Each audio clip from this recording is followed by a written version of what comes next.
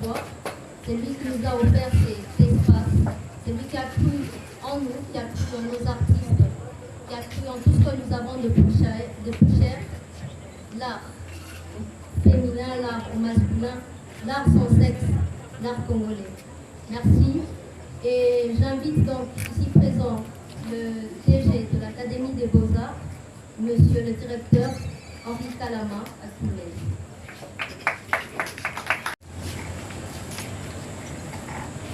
Bonsoir. Honorables députés et sénateurs,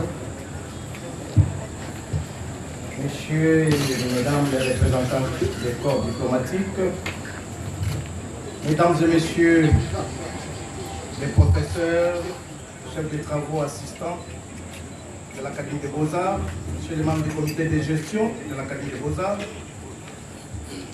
distingués invités à vos titres et qualités respectifs, chers artistes.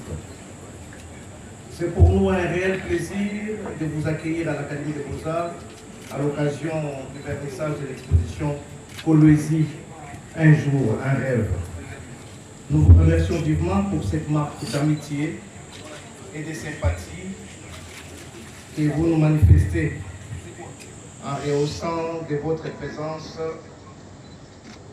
à cette célébration de la culture et de l'art.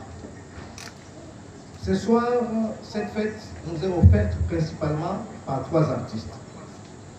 Gloire Issouba, Kateris Mondombo et Idriss Kitota. Dans leurs œuvres, nous allons découvrir tantôt l'univers qui nous offre, cet univers dont trois univers originaux et très dynamiques. Leur peinture nous met en face d'une société où la richesse et la misère se croisent, où la lutte pour la survie des hommes, des femmes et des enfants surexploités dans les mines congolaises cohabitent avec la jouissance des puissants du monde qui maintiennent des populations entières sous un seuil de pauvreté. Loin de magnifier les progrès économiques et technologiques de notre temps, cette exposition nous conduit plutôt dans ces contradictions profondes que les sous-sols d'une ville comme Coloésie symbolisent. Néanmoins, sans céder à la fatalité d'un système mondial qui viole particulièrement les droits des enfants et les droits dans les mines, l'œuvre de nos trois artistes célèbre la vie, l'innocence et l'avenir de lendemain meilleur pour tous les damnés de la terre, comme le dirait si bien Frantz Fanon. Dans ce sens, l'exposition Coloésie un jour, un rêve interpelle et s'annonce comme un art engagé qui assume son rôle déterminant dans l'invention et la pratique de nouveaux modes de vie au niveau planétaire par l'usage de nouvelles technologies de l'information et de la communication.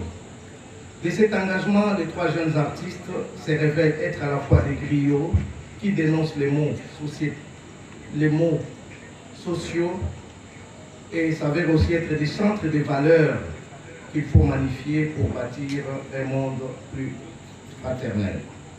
En tant que tel, chez eux, l'art est fondamentalement une prise de parole et un lieu privilégié de l'articulation des sens de notre existence. Je suis particulièrement fier de leur travail et je voudrais les féliciter ici, non seulement pour la maîtrise technique, mais surtout pour leur engagement. Je voudrais, avant de clore mon propos, remercier sincèrement et de façon particulière Madame Marie Sambaï, présidente de la Fondation Maono, qui a mis à la disposition de ces trois artistes toute son expertise pour que nous ayons la présente exposition. À travers elle, je voudrais féliciter toute l'équipe qui l'accompagne, et particulièrement, je voudrais dire ici, pour qu'il existe des talents, il faut quelqu'un pour aller et chercher. Pour qu'il existe là, il faut quelqu'un qui croit en des artistes. Il faut quelqu'un qui croit en cet art que nous faisons. Et il y a eu pour cette exposition que vous allez adorer et que vous aimez déjà, j'en suis convaincue, il y a eu une petite, une dame. Directrice de communication, c'est l'Académie des Beaux-Arts qui a organisé et c'est en partenariat avec la Fondation Maono. Donc voilà qui est dit et qui sera redit, j'espère. Alors nous voici réunis au cœur d'une institution vieille de plusieurs décennies qui forme les enfants les plus nantis et les plus démunis du pays. Ici, seul le talent compte, vous distinguera et le marché tranchera l'avenir de chacun. Pour certains critiques d'art, l'art contemporain africain n'a pas encore trouvé sa place parce qu'il n'est pas considéré comme une accumulation de savoir-faire technique. Pourtant, selon notre illustre poète presque Africa et Césaire, l'art en général l'art africain n'est pas une copie du réel, n'est pas une reproduction de ce que l'on voit. L'art africain a plutôt tendance à placer l'humain au centre de la création.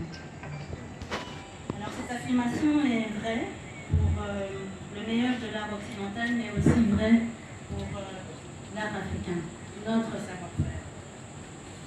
Ainsi, l'art contemporain est dans le cœur, dans le ventre et dans le pouls de chacun de nos artistes.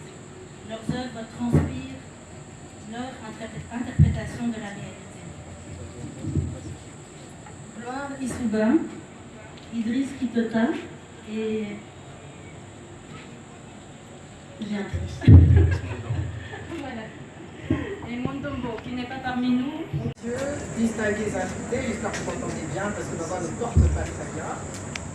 Je suis le critique d'art de cette exposition et j'ai suivi les œuvres de chacun de ces artistes. Je ne vais pas être trop long, je vais juste dire un mot que j'ai écrit ce midi et que j'ai envoyé à Marie Sambat.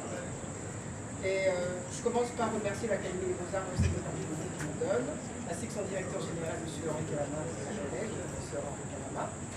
Voici donc le mot. Cette exposition présente une immersion dans une réalité du Congo, souvent évoquée, mais loin de nos yeux. Cet événement nous met en face, elle nous la met en face, cette réalité primaire d'une vérité immédiate.